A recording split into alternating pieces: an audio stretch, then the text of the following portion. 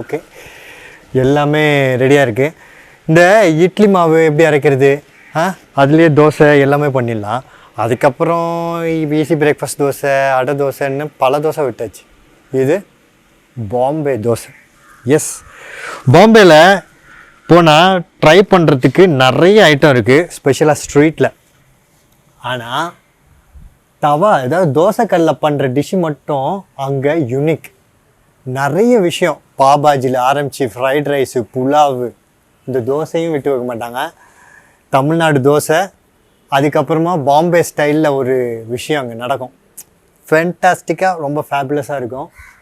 Bombay street வேறு level dosa. Music அப்புறம். Okay,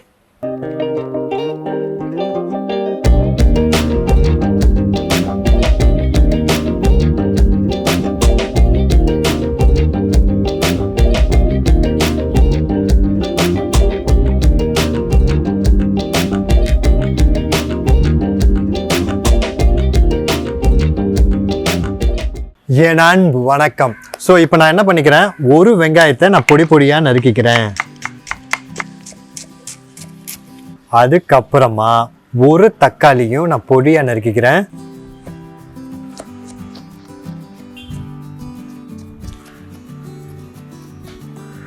அதுக்கப்புறமா ஒரு 1/4 கேபேஜை நான் பொடியாக நறுக்கிக்கிறேன்.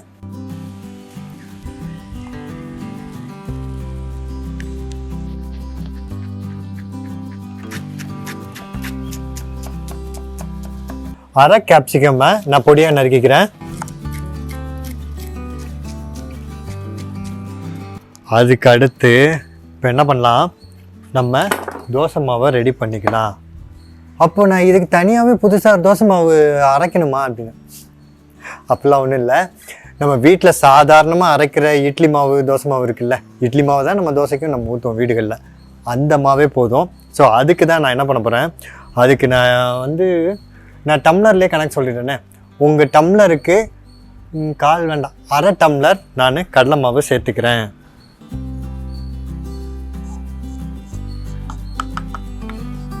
அரை டம்ளர் ரவையும் நான் சேர்த்துக்கிறேன். போட்டுட்டு இப்போது உப்பையும் மிளகையும் நம்ம சேர்த்துக்கலாம். அரை டம்ளர் தண்ணி ஊற்றி நான் நல்லா மிக்ஸ் பண்ணிக்கிறேன். இந்த ஃப்ளோயிங் கன்சிஸ்டன்சிக்கு வரணும். அது இல்லாமல் உப்பு நான் இதுக்கு மட்டும்தான் சேர்த்துருக்கேன், ஏன்னா தோசை மாவில் ஆல்ரெடி உப்பு இருக்கு. இந்த தோசை மாவு நான் ஒரு 6லேருந்து 7 தோசை ஊற்றுற மாதிரியான மாவை நான் எடுத்து வச்சுருக்கேன். இது எவ்வளோ அப்படின்னு வேறு விதமாக உங்களுக்கு சொல்லணுன்னா, கடையில் நீங்கள் தோசை மாவு வாங்கினீங்கன்னு வச்சுக்கோங்க, 1/2 கிலோ வாங்கினா 6 தோசை ஊற்ற முடியும். 1 கிலோ வாங்கினீங்கன்னா ஒரு 11லேருந்து 12 தோசை ஊற்ற முடியும். அப்புறமேட்டா 10லேருந்து 12க்குள்ளே வரும். ஸோ அந்த மாதிரி, ஏன்னா சைஸ் ஒவ்வொரு வீட்டு தோசைக்கல்லை பொறுத்து இருக்குது, எவ்வளோ பெருசு நம்ம ஊற்றுறன்ற பொறுத்து இருக்குது. அதனால தான் இந்த வேரியன்ஸை நான் சொல்கிறேன். ஸோ நான் ஒரு 6லேருந்து 7 தோசை அது மாதிரி வரதுக்கு மாதிரியான மாவை நான் எடுத்து வச்சுருக்கேன். ஸோ அதில் நான் இதை மிக்ஸ் பண்ணிக்கிறேன். உங்ககிட்ட பேசிக்கிட்டே மாவை அங்கே கொண்டு வைக்க பார்க்குறேன். இது ஏன் நம்ம போட்டு மிக்ஸ் பண்ணுறோன்னா, இதில் மேலே நிறைய ஸ்டஃபிங்லாம் போட போகிறோம். அந்த ஸ்டஃபிங்கை ஹோல்ட் பண்ணுறதுக்கும் அந்த தோசைக்கும் நல்ல ஒரு பாடி வேணும். அது இல்லாமல் இது குக் பண்ணுறது ஸ்லோ ஃபயரில் அந்த ஸ்டெடியாகவும் கிறிஸ்பினஸ் வரணும். அதுக்காண்டி தான் இந்த ரெண்டுத்தையும் நம்ம சேர்க்குறோம். ஸோ இப்போ நம்ம வெட்டி வச்சது எல்லாத்தையும் சேர்த்து நம்ம தோசை பண்ணிட வேண்டியதான். இதில் இந்த ஃபில்லிங்கை 2 விதமாக குக் பண்ணலாம். எல்லாத்தையும் எவ்வளோக்கு தோசைக்கு வேணுமோ அதுக்கு மேலே போட்டு குக் பண்ணுற விதம் ஒன்று. இன்னொன்று விதம், இதை எல்லாத்தையும் ஒன்றா போட்டு குக் பண்ணி தனியாக ஒரு சாஸாக வச்சுட்டு இது மேலே போட்டு குக் பண்ணுறது, இது 2வது விதம். ரெண்டுத்துலேயுமே டேஸ்ட் எது பெஸ்ட்டுன்னு கேட்டிங்கன்னா, ரெண்டுமே டேஸ்ட்டு நல்லா தான் இருக்கும், ஈக்குவலண்ட்டாக சூப்பராக இருக்கும். உங்கள் கன்வீனியன்ட்டு எது பெஸ்ட்டு, எது நல்லா இருக்குது அப்படின்றத பார்த்துக்கோங்க. இப்போ நான் தோசையில் என்னென்னலாம் போடுறேனோ, நீங்கள் பேனில் மொத்தமாக குக் பண்ணும்போது முதல்ல வெங்காயம் போடணுமா, அதுக்கப்புறம் தக்காளி போடணுமா, இந்த கன்ஃபியூஷன்லாம் எதுவுமே தேவையில்லை. எல்லாத்தையும் மொத்தமாக போட்டு அப்படியே நீங்கள் பண்ண வேண்டியதான். ஃபஸ்ட்டு ஆயிலை ஊற்றிட்டு ஆயில் ஹீட் ஆனதுக்கப்புறம் மற்றது போடணும். பட் மற்றதெல்லாம் நான் தோசைக்கில் என்னென்னலாம் போடுறேனோ அது எல்லாத்தையும், சீஸையும் தவிர மற்றது எல்லாத்தையும் போட்டு நீங்கள் அப்படியே குக் பண்ண வேண்டியது தான். நான் ஏன் இந்த மெத்தட் ஃபஸ்ட்டு நான் சூஸ் பண்ணேன்னா, நிறைய குக் பண்ணி வச்சுட்டு மிச்சம் இருக்கிறத நான் என்ன பண்ணுறது அப்படின்னு நீங்கள் எதுக்காவது தொட்டு சாப்பிட்றதுக்கு கூட நீங்கள் யூஸ் பண்ணிக்கலாம். ஆனால் அப்பப்போ தேவைக்கு கூட இறக்கி கேட்டு உங்கள் வீட்டில் இருக்க ஃபேமிலி மெம்பர்ஸ்க்கு கஸ்டமைஸ் பண்ணிடலாம், இந்த மெத்தடில் பண்ண முடியும். அதனால நான் இந்த மெத்தடை சூஸ் பண்ணுறேன். ஸோ இப்போ நான் தோசையை ஊற்றிக்கிறேன். கல்லை நல்லா சூடு பண்ணிவிட்டு ஃபுல் சிம்மில் வச்சுருங்க இந்த தோசைக்கு, அப்போ தான் நல்லாயிருக்கும்.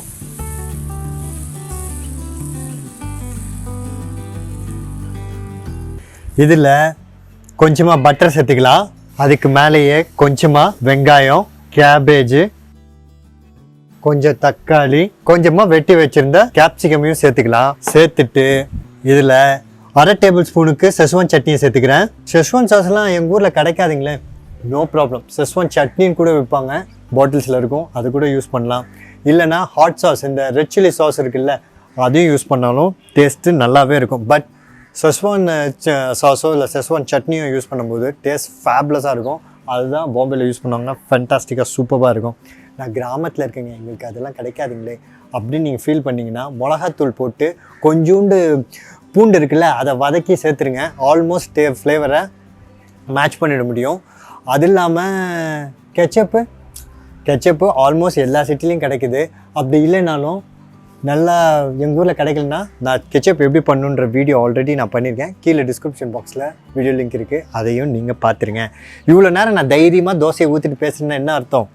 ஃபுல் சிம்மில் வச்சுருக்கேன், லோவஸ்ட்டு ஃப்ளேமில் வச்சு குக் பண்ணணும். மறுபடியும் சொல்கிறேன், அப்போ தான் இந்த தோசை நல்லாவே வரும்.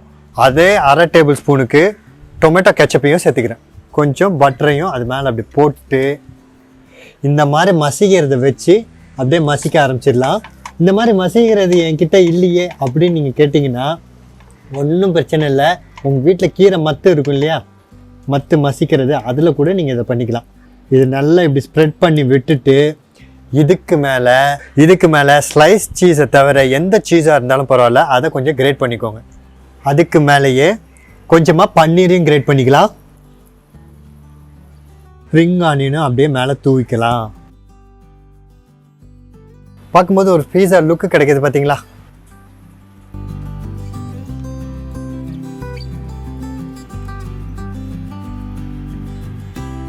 இப்படிலாம் போட்டு நல்ல சீஸ் எல்லாம் நல்லா மெல்ட் ஆனதுக்கு அப்புறமா என்ன பண்ணுங்க, உங்கள் தோசை திருப்பியாலே இப்படி பிடிச்சி இப்படி கட் பண்ணிக்கோங்க.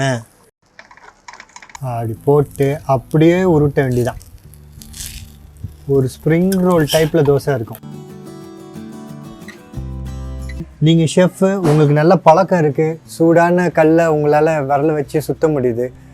எனக்கெல்லாம் அந்த சூடு தாங்க முடியாது அப்படின்னு நீங்கள் பல பேர் சொல்லுவீங்க.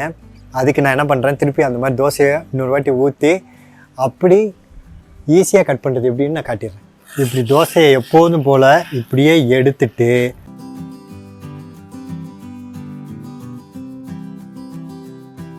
உங்கள் வீட்டில் இருக்க கத்தியால் இங்கே ஒரு வெட்டு, இங்கே ஒரு வெட்டு, அப்புறம் இன்னொன்று அப்படியே அலேக்காக சுற்றிக்கலாம். பாருங்க, சூப்பராக ஜினி தோசை ரெடி ஆயிடுச்சு. இந்த தோசையோட ஸ்பெஷல் என்னென்னா 3 விதமான ஒரு ஒரு ஒரு ஃபீலை இதில் நம்ம கண்டிப்பாக டேஸ்ட்டும் பண்ணிடலாம், ஃபீலும் பண்ணிடலாம். அது என்னென்னா, அஃப்கோர்ஸ் இது தோசை, அந்த ஃபீல் கண்டிப்பாக கிடைக்கும். இன்னொன்று என்னென்னா, ஸ்ப்ரிங் ரோல் சாப்பிட்ட ஃபீலும் இருக்கும், பீஸா சாப்பிட்ட ஒரு ஒரு ஒரு ஒரு ஃபீலும் டேஸ்ட்டும் இதில் கண்டிப்பாக பார்க்க முடியும். இது ஒரு சாதாரண ஒரு வேர்ஷன் தான். இதே பாம்பேயில் போனால் இதில் மெக்சிகன், சைனீஸுன்னு வெரைட்டி இன்னும் நீண்டுக்கிட்டே போகும். இதை பண்ணி பாருங்கள். உங்களுக்கு என்ன இது தாண்டி என்ன ஆட் பண்ணாலும் இது ரொம்ப ஃபேப்லஸாக சூப்பராக இருக்கும். அப்புறம் என்னது மிளகு டைலாக் சொல்லாமல் நான் முடிக்கவே மாட்டேன். இது என்ன புதுசாக இருக்கே அப்படின்னு உங்களுக்கு தோணுச்சுன்னா, வெல்கம் டு சிவராமன் கிச்சன். கீழே டிஸ்கிரிப்ஷன் பாக்ஸில் வயம் ஆடிங் பிளாக் பெப்பர்னு வீடியோ லிங்க் இருக்குது, கிளிக் பண்ணி பாருங்கள். அப்புறம் பிடிச்சிருக்குல்ல, அப்போது லைக் பண்ணி ஷேர் பண்ணிவிடுங்க. ஏன்னா life is better when we share.